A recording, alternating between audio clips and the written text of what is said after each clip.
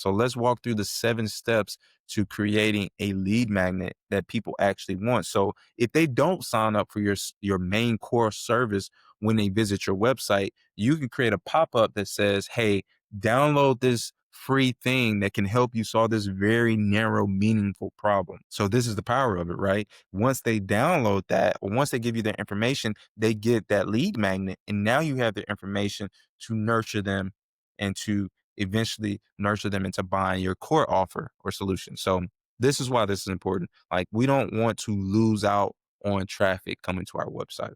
So step one is to pick a problem. So everything in business comes down to solving problems. So every problem has a solution, and every solution reveals the next problem. So this is the never ending cycle of business and in life. So you solve one thing and you uncover the next thing. So the mistake most people make is that they try to solve everything at once. And so this is why we mapped out the problems and solution in a list. And then we labeled them core, bonus, core, bonus, core, bonus. And so now you can go back to that list and say, which one of these problems could I make a lead magnet? So your lead magnet, like I said, should solve one small, specific, meaningful problem fast. So start narrow, can then go deep. And then pick a problem your audience actually like cares about solving right now. And once you solve that problem, it reveals the next problem that your core offer could solve. And then once you pick the problem, now it's time to decide how you're going to solve that problem. And there are 3 main ways to do this. And the best lead magnets usually blend all 3 ways of solving that problem together. So first, if your audience doesn't even realize they have a problem, your lead magnet should reveal it. So think like a diagnosis. You're like, when you go to the doctor, you're just going for a checkup, but the doctor says, "Hey, did you know that your blood pressure was high?" And so the doctor just revealed a new problem that his solution, which is going to be to prescribe you some type of medicine or some type of routine, is going to solve. So for your business, what is that? What could that be? Like, how could you say, when you talk to them, you reveal a problem that your next solution, your next words could solve for them? So you're helping them see the issue that's quietly costing them the results.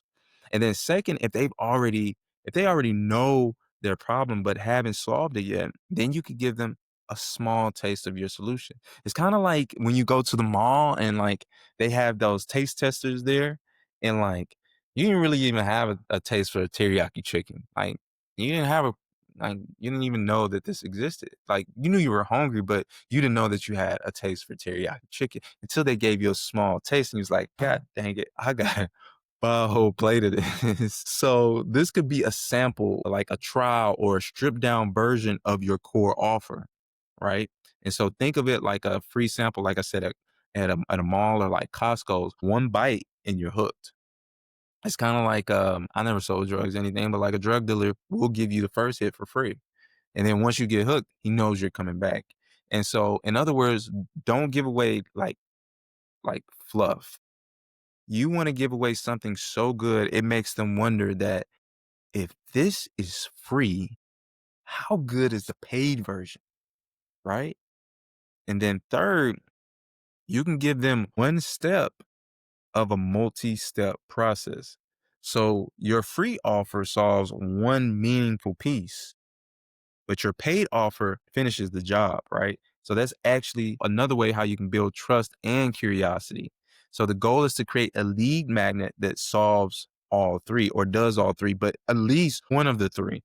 Reveal a problem, give them a small win, a small taste, and then show them the next step, right? Which is your paid offer.